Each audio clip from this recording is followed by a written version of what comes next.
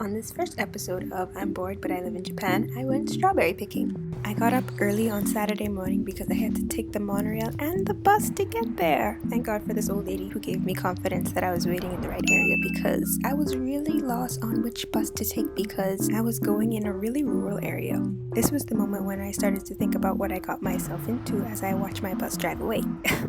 I really don't know where I am or what I'm doing. Good Lord. But anyways, luckily the farm was directly across the street, so I didn't have to venture out too much, which was great because everywhere was empty and I literally didn't know what I was doing. It's 8:35, but they don't open the doors until 8:40, so yeah.